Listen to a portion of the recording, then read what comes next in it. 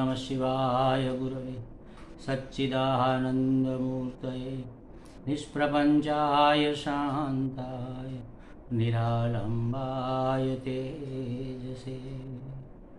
हरिओम प्रभु जी। आज के इस प्रश्न परिषद में आप सबका स्वागत है। आज का प्रश्न बेंगलोर से चेतना गुप्ता जी का है। उन्होंने पूछा है कि यज्ञ की प्रक्रिया में, गीता जी में लिखा है यहाँ, यज्ञ की प्रक्रिया में श्वास में प्रश्वास का हवन और प्रश्वास में श्वास का हवन, इसे कैसे समझे। इंद्रिय संयम आदि का शुद्ध अर्थ है योग साधना आराधना, लेकिन ये श्वास में प्रश्वास का हवन और प्रश्वास में श्वास का हवन कैसे समझे। देखो, जो कुदरती प्रक्रियाएं चल रही है उसको हम रोक नहीं सकते।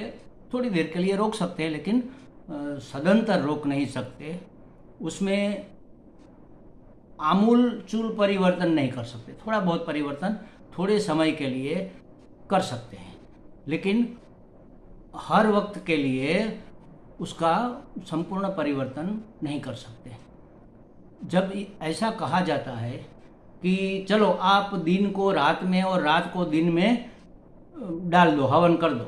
हवन करना मतलब अर्पण करना, डाल देना। तो भला हम दिन को रात में कैसे डाल देंगे और रात को दिन में कैसे डाल देंगे? वो तो स्वतः ही दिन रात में परिवर्तित होता है और रात दिन में परिवर्तित होती है। तो ऐसा कहने का मतलब क्या है? उसी तरह जैसे हमने दिन रात की बात कही, उसी तरह कहते हैं कि श्वास को प्रश्वास में, प्रश्वास माने उच्छ्वास समझ लो, और उच्छ्वास को श्वास में हवन कर दो। तो ये तो होता ही है। हम सांस लेते हैं, वो कहाँ जाती है? प्रश्वास में, और फिर प्रश्वास शुरू होता है, वो कहाँ जाता है? श्वास में। तो ये हवन तो हो ही रहा है। तो ऐसा कहने का मतलब यही है कि इसको सजगता पूर्वक, जागृति पूर्वक जानो, जानते रहो। क्यों ऐसा कहा? जानने से क्या होगा? श्वास आती है, श्वास जाती है, आती है, जाती है। इसको योग की भाषा में जैसे प्राणायाम होता है, वैसे प्राण वीक्षण भी कहते हैं। वीक्षण माने निरीक्षण करना। विविधेन अक्षणः, विविध प्रकार से जो चल रहा है सांस, उसको जानना, उसको देखना। सांस को देखो, आंखें बंद करो, सीधे होकर बैठ जाओ और अपनी सांस को देखो। उसको तीव्र नहीं करना है, उसको धीमा नहीं करना है, उसको गहरा नहीं करना है, उसको उछला नहीं करना है। जैसी आती है ऐसी ही देखो, उसको कहते हैं वीक्षण। तो प्राणायाम से भी ये बहुत पावरफुल साधन है। प्राणायाम से हमारा मन स्थिर होता है, शांत होता है। उससे भी अच्छी तरह से प्राण वीक्षण से मन स्थिर होता है, शांत होता है। बस उसी तरह यहाँ पर भी जो भी साधनाएं हैं महाराज, ये समझ लो पहले, जो भी साधनाएं है सब मन को साधने की साधनाएं है। क्योंकि मन एवं मनुष्याणाम, जैसा मन ऐसा मनुष्य है।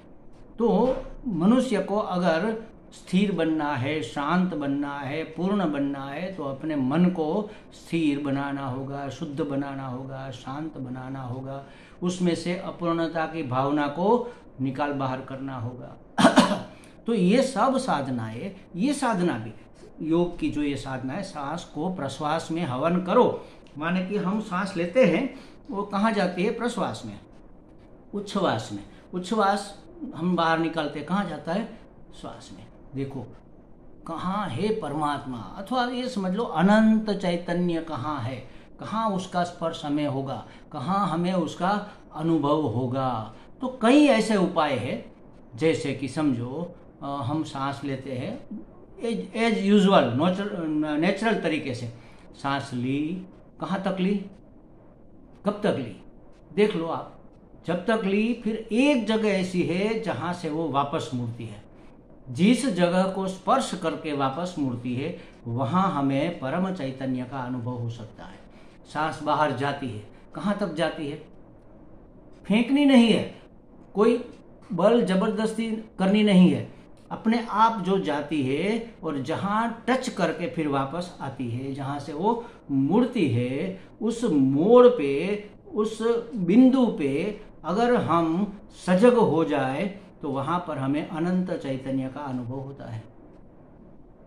तो ये कई ऐसे तरीके हैं महाराज, सीधे साधे सरल। जैसे समझो कि मंदिर का घंटा बजाया हमने, आंखें बंद करके मंदिर का घंटा बजाया, तो उसकी आवाज़ थोड़ी देर गूंजती रहती है, हम उसकी तरफ ध्यान नहीं देते। ध्यान अगर दोगे, घर पे अगर आपके पास घंटी है तो बजाओ आंख बंद करके और उसको सुनो, उसकी आवाज़ जा रही है, उसके साथ साथ चलो, कहाँ तक जाएगी?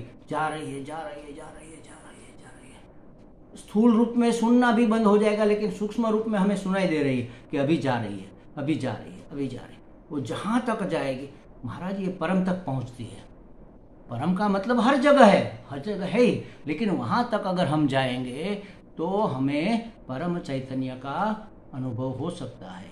तो उसी तरह ये सांस को प्रश्वास में, जैसे हमने सांस ली, अंदर हवा भरी, उस हवा को निकालते वक्त कहाँ तक निकाले?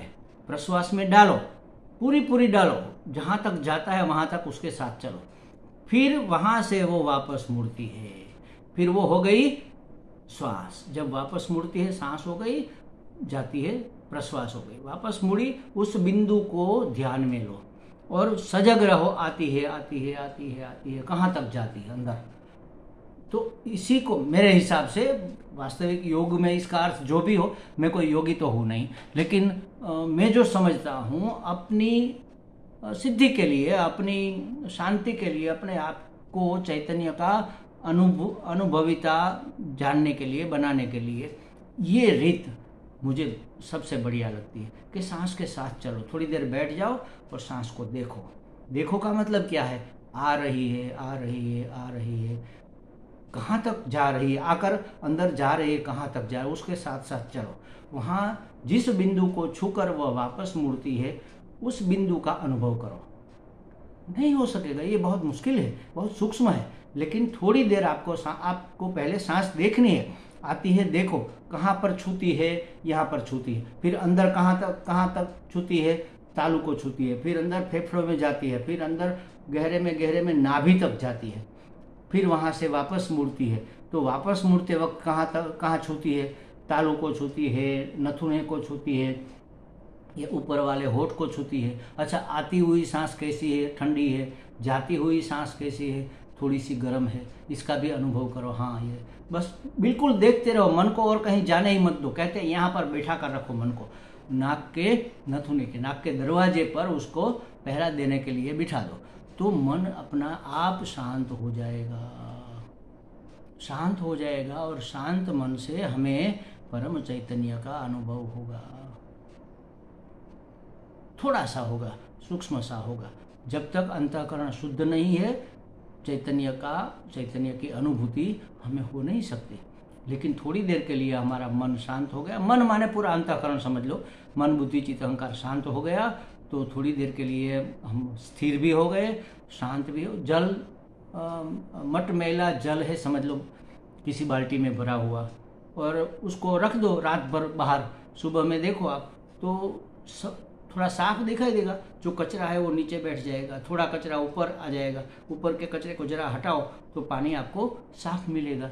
नीचे बैठा है कचरा, ऊपर थोड़ा तैर रहा है, तैरने वाले को जरा खिसका दो तो नीचे आपको पानी साफ मिलेगा। उसी तरह जब मन स्थिर और शांत हो जाता है तो थोड़ी देर के लिए वह शुद्ध भी हो जाता है और शांत भी हो जाता है, और तब हमें अपने आप में परम चैतन्य का अनुभव हो सकता है। तो ये प्रक्रिया है, कोई ऐसे भी करता है अपने आप को जानने के लिए, परम तत्व को जानने के लिए, ये एक रीत है। और श्वास मतलब प्राण, तो प्राण ही सभी क्रियाओं का करता है, समझ लो। प्राण अगर नहीं है तो निश्चेष्ट हो जाओगे, कोई क्रिया, हाथ भी उठ नहीं सकता। हाथ उठता है, हम बोलते हैं, वाणी बोलती है, तो उसके पीछे प्राण का बल है। अगर प्राण का बल नहीं है और प्राण को चैतन्य का बल है, तो प्राण ही सभी क्रियाओं का करता है वह रजस तत्व से बना हुआ है। और इंद्रिय संयम आदि शुद्ध अर्थ है योग साधना। इंद्रिय संयम भी कब होगा? जब प्राण स्थिर और शांत होगा, शुद्ध होगा। प्राण अगर स्थिर नहीं है तो इंद्रिया भी स्थिर नहीं रहेगी, क्योंकि इंद्रिया भी क्रिया, आंख देखती है, कान सुनता है, वाणी बोलती है, नाक सूंघता है, ये सब क्रियाएं कब होगी? जब प्राण सबल होगा तब। तो ऐसा करने से, सांस को प्रश्वास में डालने से प्राणवायु